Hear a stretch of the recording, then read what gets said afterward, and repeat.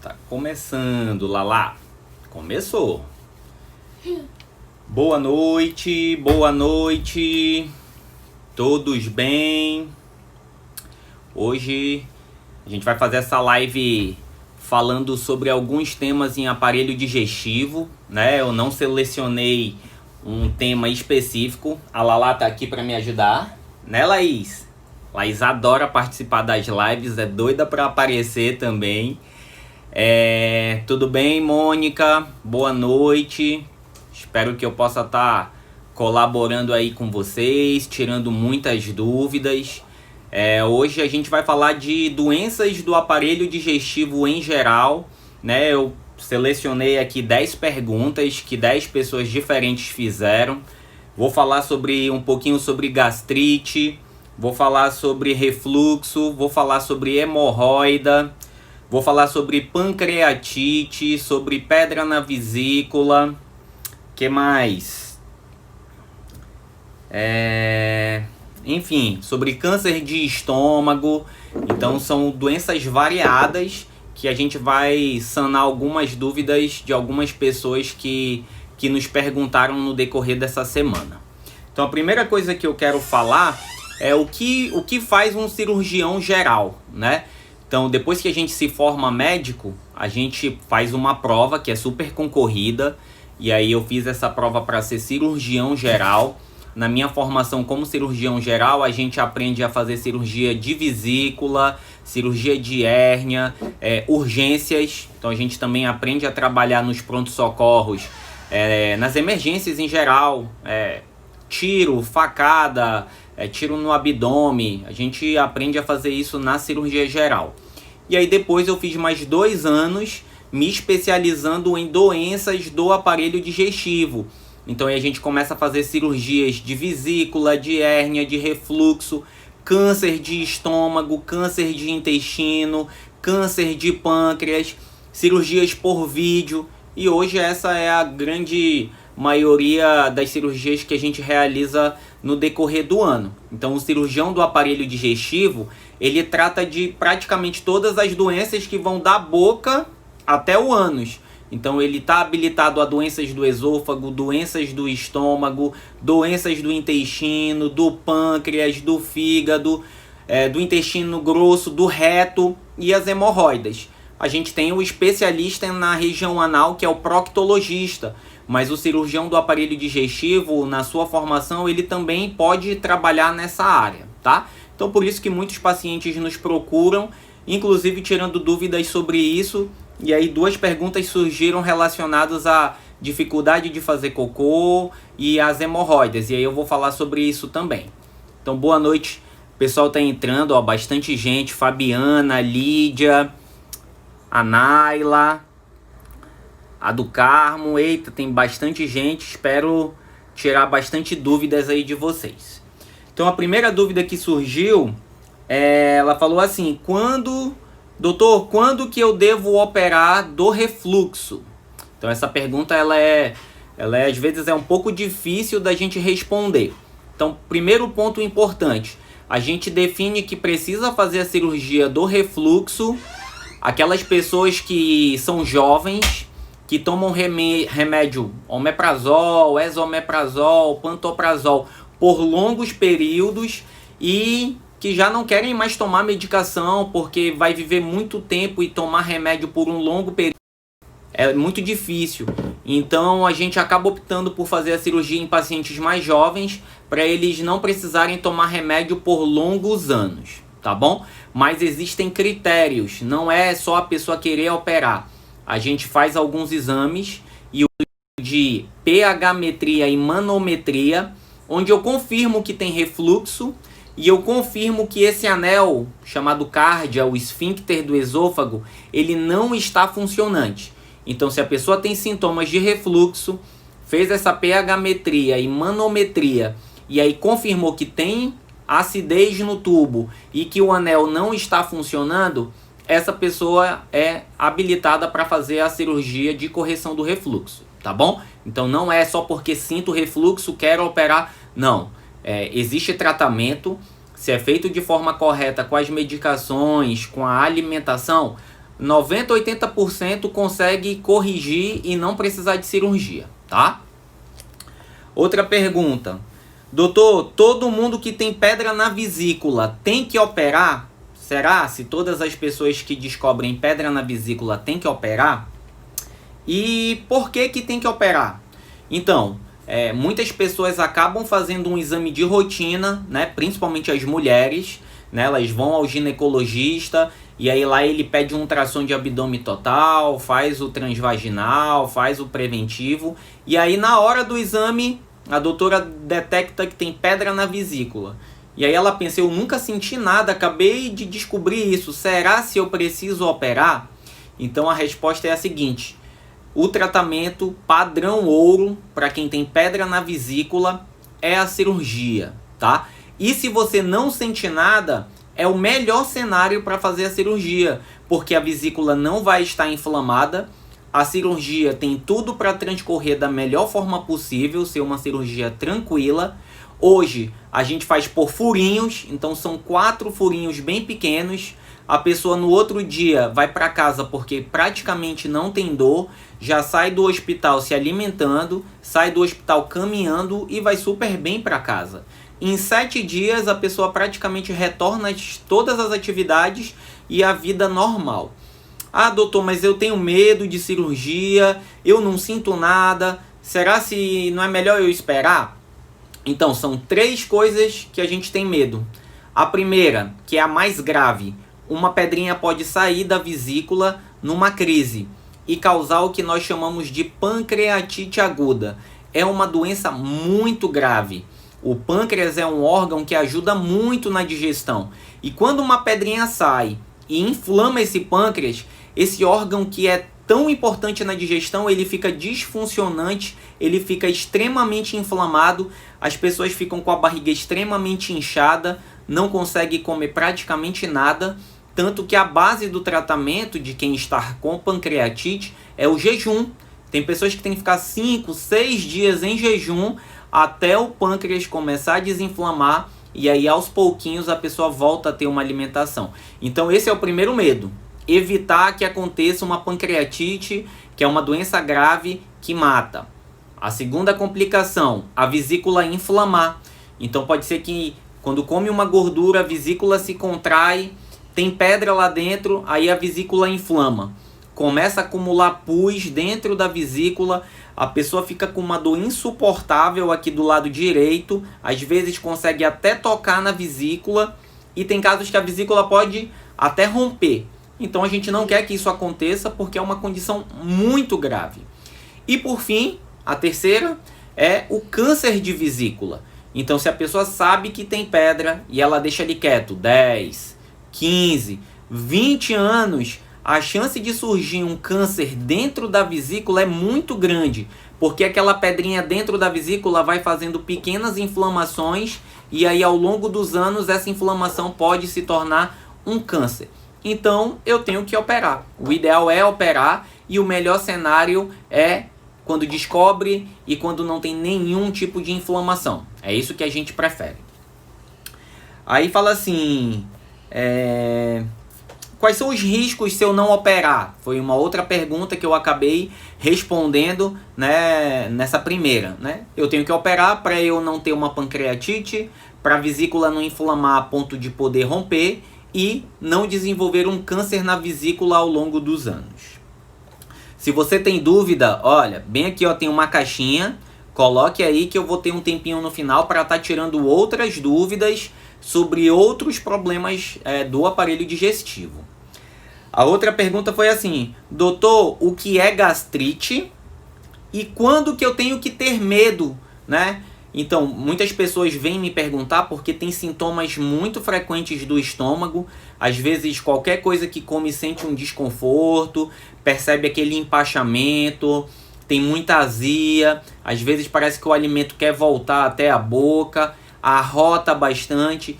E aí, algumas pessoas ficam com medo. E realmente existem alguns casos que são temerosos que a gente tem que ficar de olho. Então, olha só, o que é gastrite? Gastrite é uma inflamação da parede interna do estômago.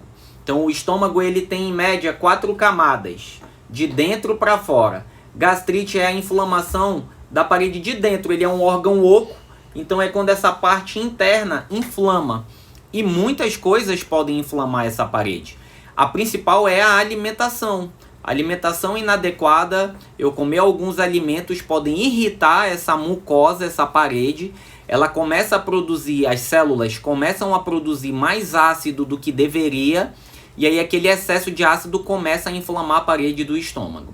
Outras causas, medicamentos. Eu tenho pegado no consultório muitos pacientes que tomaram muitos remédios por conta do coronavírus. Tomaram azitromicina, anita, ivermectina, cloroquina, levofloxacino. Então, assim, anti-inflamatórios, corticoide. Então, teve gente que tomou de tudo. E o estômago não é preparado para aceitar uma grande quantidade de medicação. E aí acaba que ele vai inflamando. Outras, alguns vírus podem inflamar o estômago. E a que é mais famosa é a bactéria, que eu falo é a bactéria do mal, né? É a chamada H. pylori. É uma bactéria que tem uma predileção muito grande pelo estômago. Ela tem uma afinidade gigantesca pelas células do estômago. E ela cria ali como se fosse a casa dela. E começa a se multiplicar e começa a fazer inflamações no estômago. E quando não é tratado, quando não se trata essa bactéria, quando não se descobre que tem essa bactéria, ela pode, em 5, 10 anos, surgir uma gastrite chamada gastrite crônica atrófica. E essa gastrite pode ir evoluindo ao longo do tempo para um câncer de estômago. Então a H. pylori é uma das causas do câncer de estômago.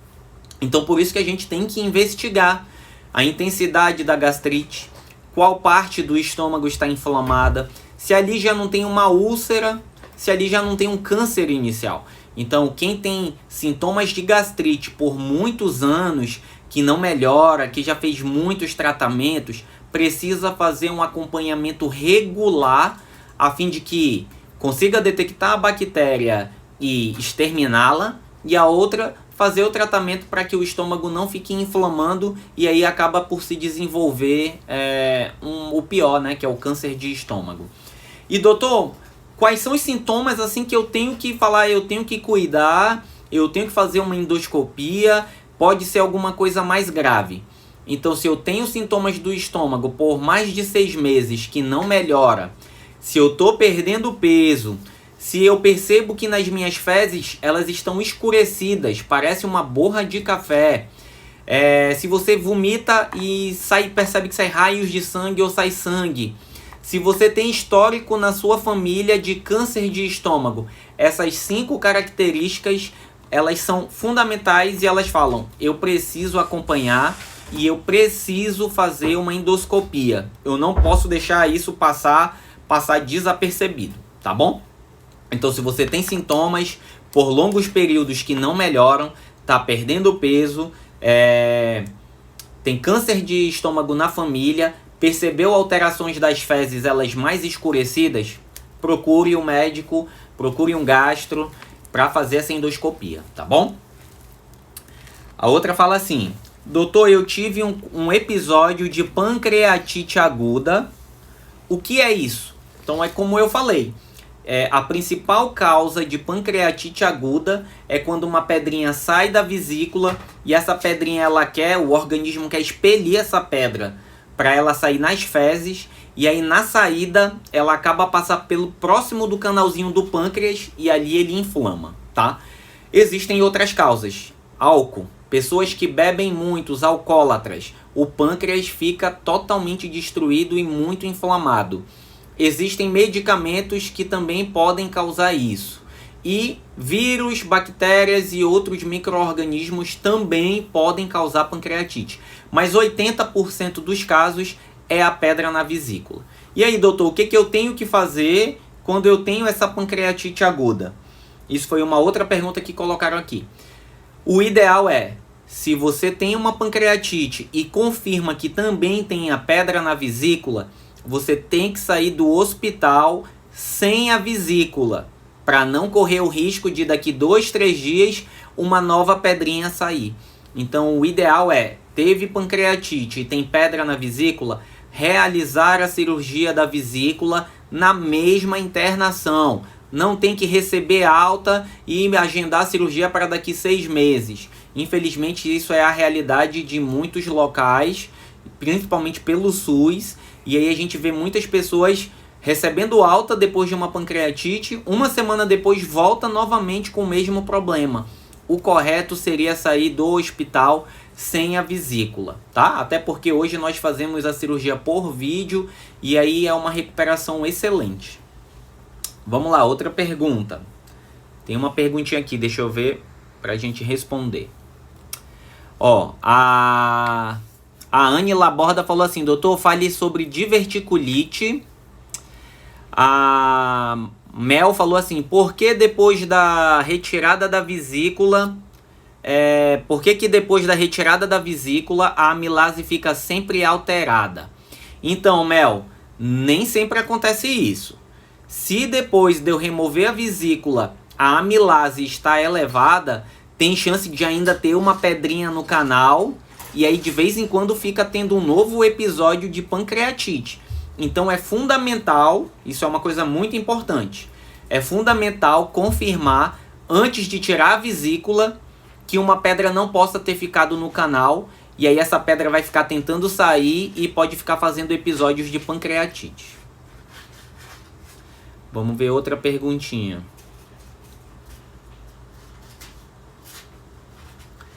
Porque algumas pessoas, depois que tiram a vesícula, quando comem, se sentem mal e têm diarreia.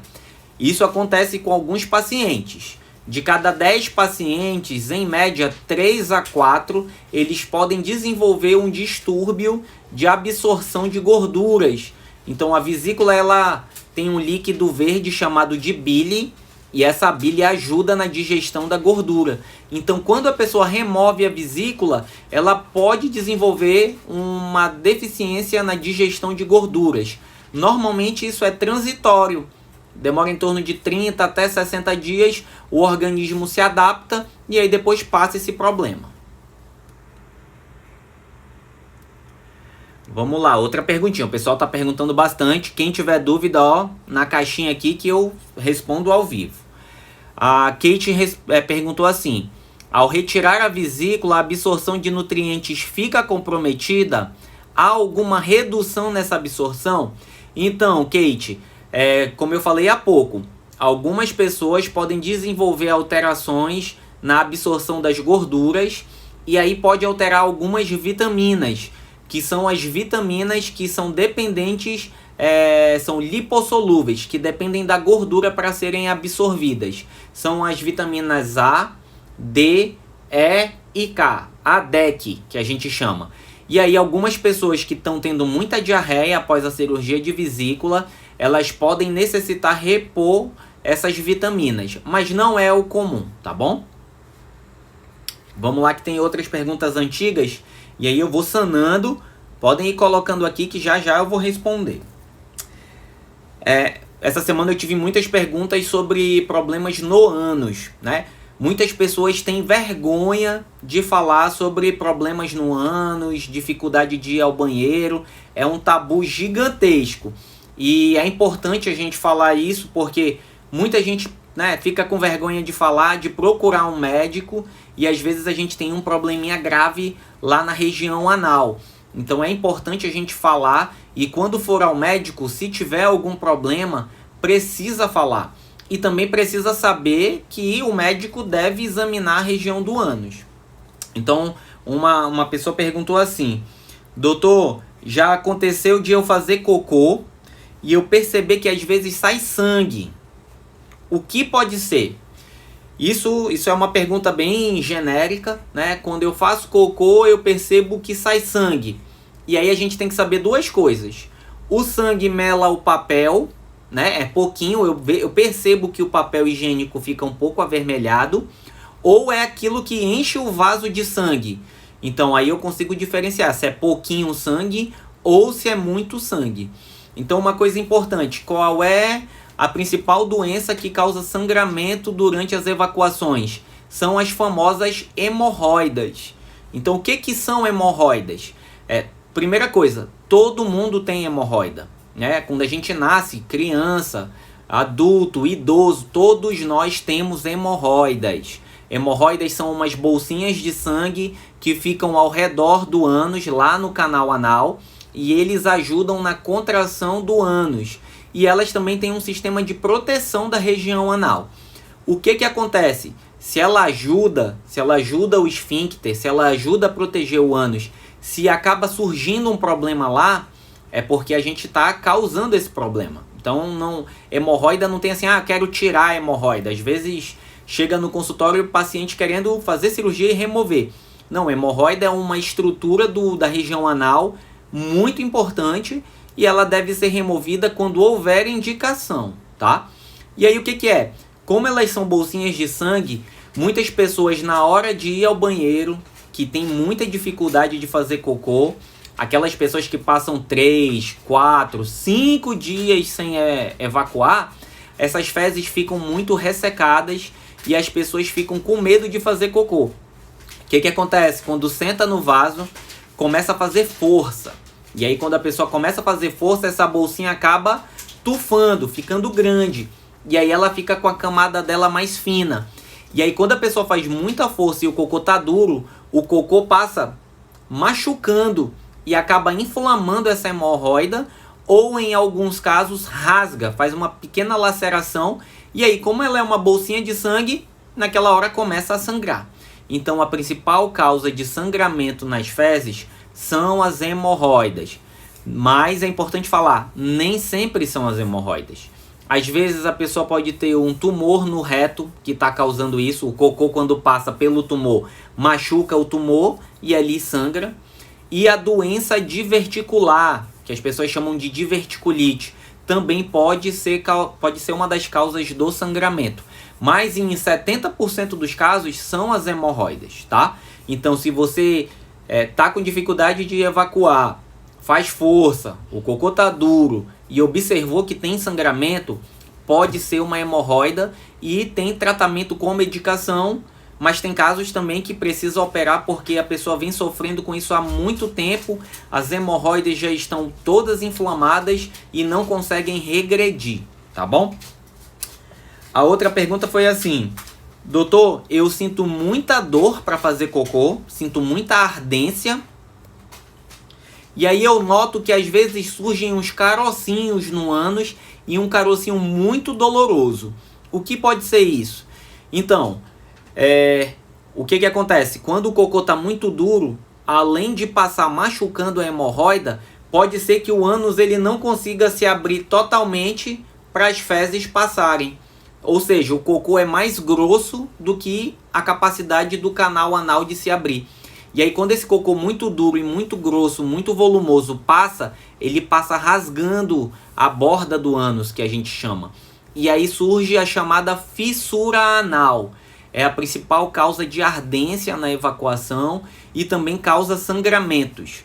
Então nem tudo é hemorroida. Também pode ser, por exemplo, uma fissura anal, tá? Então ela é a responsável por causar ardência na região do ânus.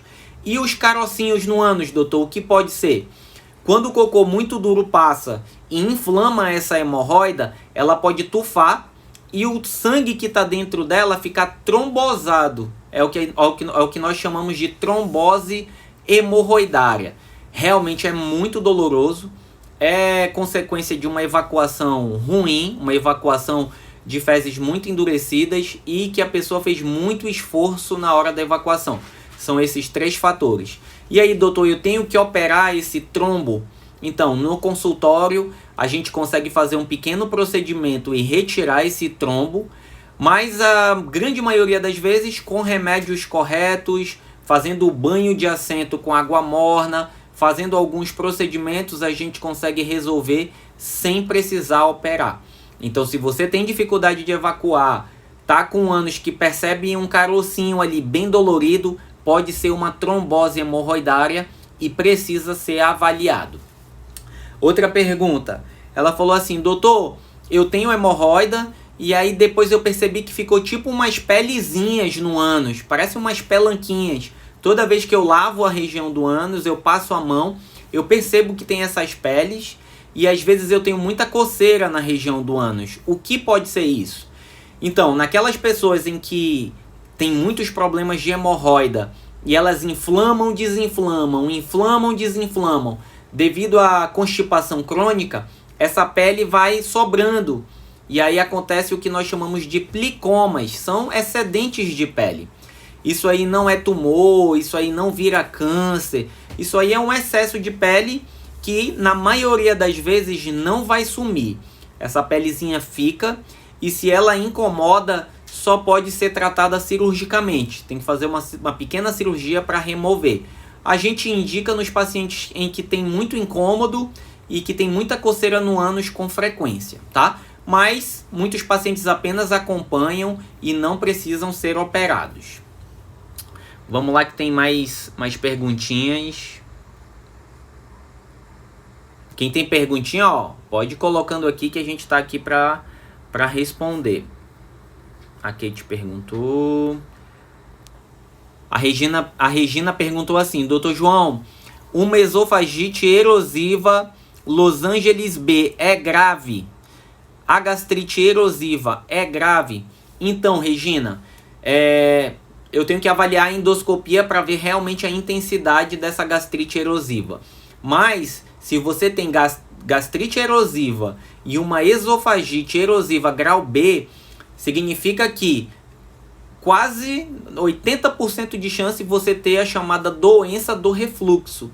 Ou seja, o seu estômago muito inflamado acaba por produzir excesso de ácido, esse ácido está voltando para o tubo e o tubo está muito inflamado, que é a chamada esofagite erosiva.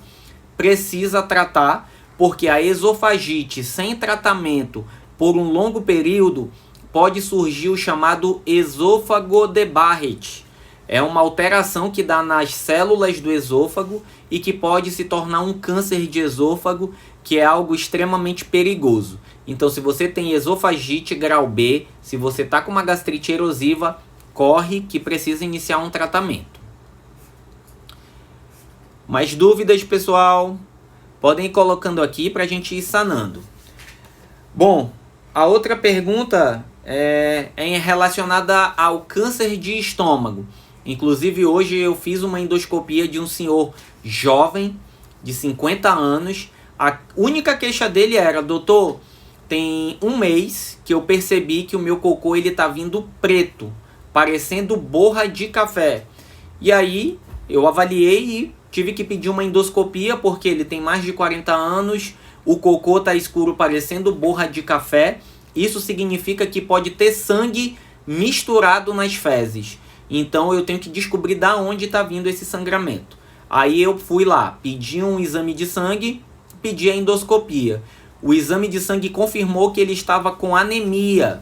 Então, paciente acima de 40 anos, com anemia e o cocô preto parecendo borra de café, esses 3 achados falam muito a favor de que o estômago pode ter um problema. Aí hoje nós realizamos a endoscopia. Quando a gente entra lá, a gente acha um tumor bem grande no corpo do estômago, e esse tumor estava tendo pequenos sangramentos. Inclusive a gente viu que tinha como se fosse conteúdo avermelhado dentro do estômago. Nos meus stories eu postei uma foto que dá para perceber. E aí o que acontece? Esses pequenos sangramentos se misturam com o alimento, e aí quando saem nas fezes, acaba que as fezes mudam de cor, não ficam amarronzadas. Então, e por isso que eu falo, observem as fezes. A gente tem que perder esse pudor de falar das fezes, porque a gente pode realmente ter problemas graves que a gente consegue detectar através da cor, da consistência das fezes. Então, fez cocô, baixa o vaso, vai lá e aperta, nem olhou. Às vezes o cocô tá preto. Às vezes tem resto de alimento nas fezes. Às vezes tem um muco ao redor das fezes. Tudo isso indica pra gente problemas que podem ser sérios. Então vamos perder essa vergonha de falar. Se tiver esses problemas no ânus, precisa de uma avaliação. Outra coisa muito importante que chega muito no consultório. A pessoa acha que é uma hemorroida e chega lá, a gente identifica que é uma verruga. Então pessoas que têm o hábito de ter relação anal, sexo anal, e aí notam que tem alguma lesão no ânus, precisa ser avaliado para identificar se é ou não uma verruga. Verruga no ânus causa câncer de canal anal e é gravíssimo, tá? Então, vamos perder esse tabu. Se você, né, acha que é vergonhoso olhar para as fezes, não existe isso, tem que olhar, tá?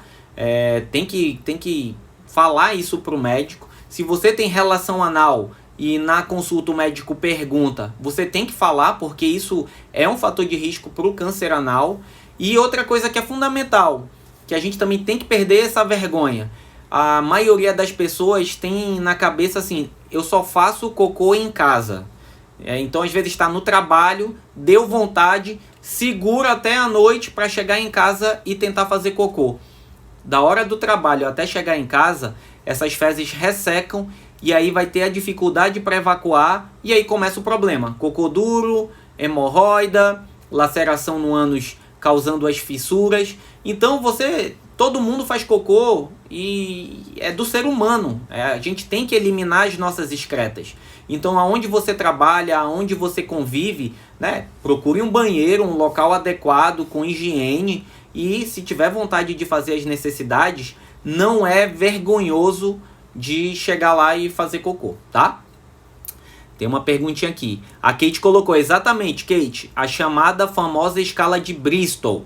Essa escala, ela fala da consistência e do aspecto das fezes. Se ela tá vindo inteira e pastosa, se ela tá vindo tipo bolinha, se o cocô tá vindo quebrado, se tá tendo diarreia. São essas características que vão falar para mim, né, e para o médico que você for na consulta, como que está funcionando o seu intestino. Vamos lá, ó, tem gente que colocou aqui, eu só faço em casa. Pessoal, não é vergonhoso fazer a higiene e ir ao banheiro aonde você trabalha, aonde você convive. Então procure um local no seu trabalho, se você é estudante na escola. E aí, se deu vontade, tem que respeitar a vontade do corpo. Porque quando a gente tem vontade de evacuar, isso é um reflexo do canal anal, chamado reflexo de evacuação, que ali o teu intestino e o teu corpo está preparado para funcionar e as fezes saírem. Se você prender, aquilo vai inibir o reflexo. À noite você vai querer fazer em casa porque lembra que teve vontade, mas agora não está mais com vontade. E aí começa a querer fazer força, e aí evolui com sangramento, com hemorroidas. Então respeitem a vontade. O nosso corpo, ele dá sinais de que quer funcionar, e a gente tem que respeitar.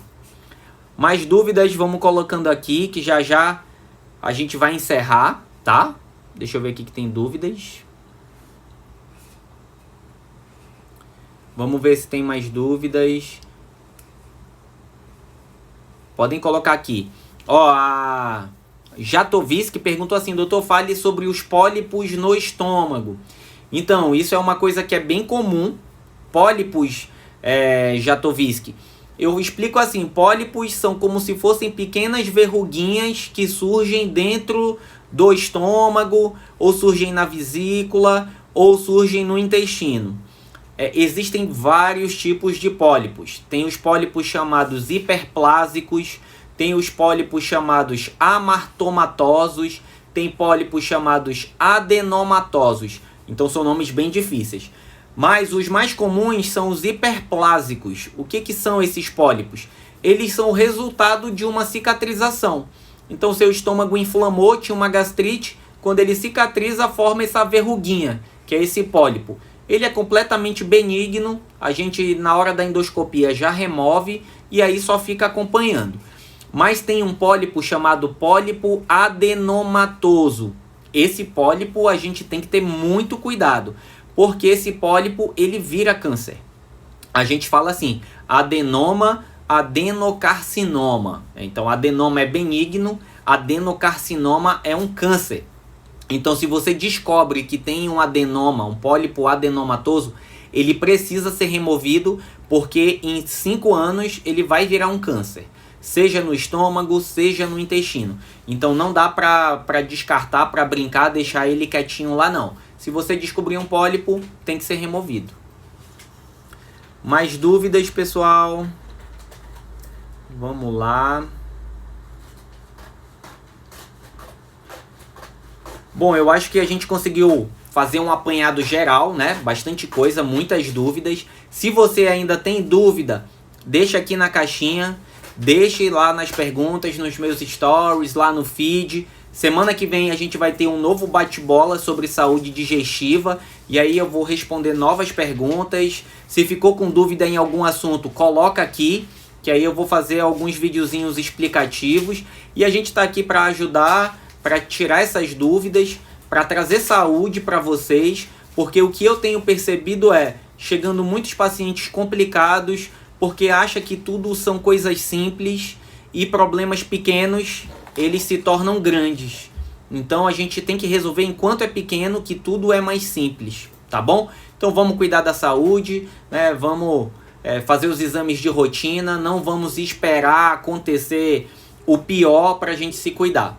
Acabo aqui deixando um informativo, meu consultório está ficando pronto, está ficando bem legal para atender vocês, para ser um ambiente prazeroso, para tornar uma experiência diferente para vocês irem até um consultório médico, né? Consultas com toda tranquilidade, sem ser corrido, examinar completamente, para a gente trazer saúde e fazer o melhor pelas pessoas.